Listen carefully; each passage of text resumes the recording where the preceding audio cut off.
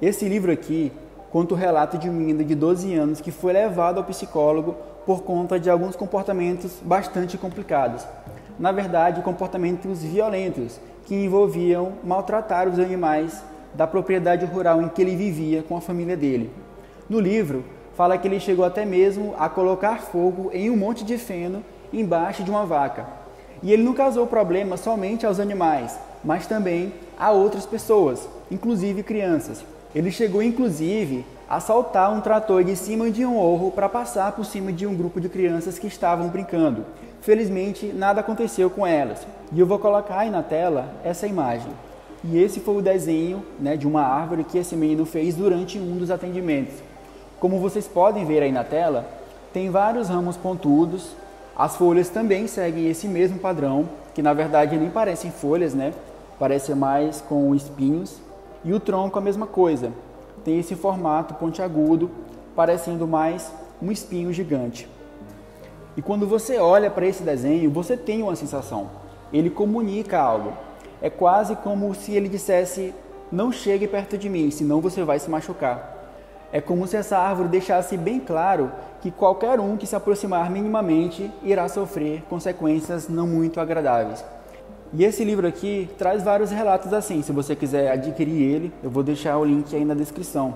Só que esse livro é muito antigo, Eu só encontrei ele usado e na Amazon eu acho que só tem alguns volumes dele. E me apresentando para você, se você não me conhece, prazer, meu nome é Gabriel, eu sou psicólogo e eu fico muito feliz que você esteja aqui comigo assistindo esse conteúdo. E me responde aí nos comentários. Algum psicólogo já pediu para você fazer algum desenho? Como você se sentiu ao fazer isso? O que você pensou?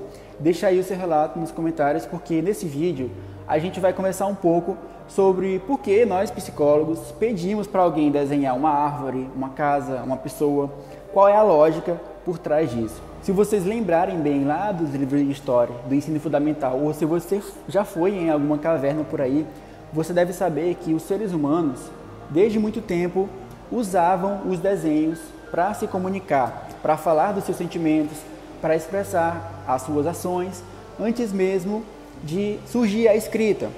E a gente carrega isso até hoje. Nós usamos os símbolos, a arte, para transmitir as nossas emoções, nossos sentimentos, ideias, pensamentos religiosos, as nossas necessidades. É quase como se a gente nascesse com isso. Inclusive, quando a gente é bem pequeno, a gente já usa a linguagem gráfica para se comunicar. Uma criança ela vai desenhar bem antes de saber escrever. Ela literalmente está no nível primitivo de comunicação, como eram os homens primitivos. E uma frase que meio que resume tudo isso é: mostre-me o que desenhas e eu te direi quem és. E o que isso quer dizer?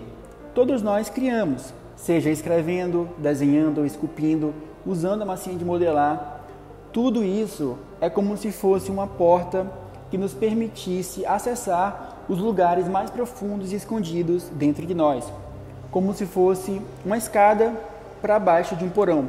E os desenhos, assim como outras formas de expressão artística, não são os únicos meios que podem revelar coisas sobre nós.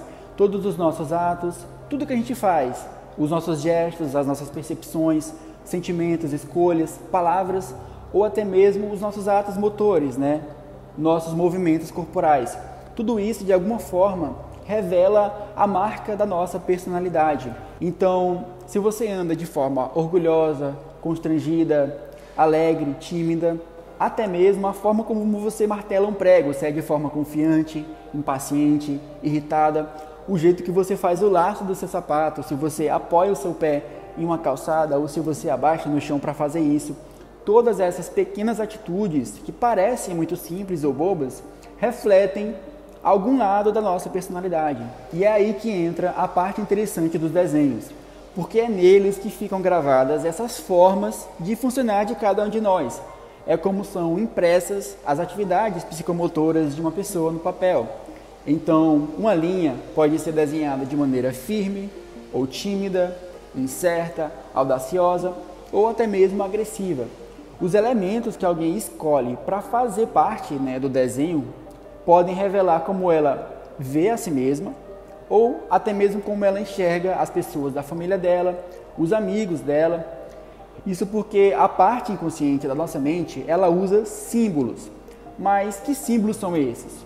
Esses símbolos seriam elementos que fazem parte da cultura, como, por exemplo, o folclore ou os mitos. No caso das crianças, muitas vezes algumas coisas que uma criança nunca conseguiria expressar em palavras são transmitidas pelos desenhos. E isso é algo que a pessoa não consegue controlar, seja ela adulta ou criança. É algo involuntário. É como se fosse algo ali no desenho que a pessoa não percebeu que estava ali, como se estivesse infiltrado. Então, a pessoa não tem conhecimento desses elementos. E essa mesma criança que se comunicava por meio do desenho ainda continua viva dentro de nós. Uma criança que carrega angústias, incertezas, lutas, tudo isso enquanto ainda está descobrindo o mundo.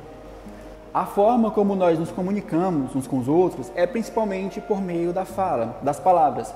Só que a gente consegue ainda ter um certo controle sobre as palavras que a gente escolhe, sobre as palavras que a gente acha melhor para usar, por exemplo. E isso é algo da nossa cultura. Porém, é como se nessa comunicação por meio da fala ainda existisse uma barreira que não nos permite chegar facilmente às partes mais profundas e primitivas de nós mesmos. São partes que só conseguem emergir por meio de imagens.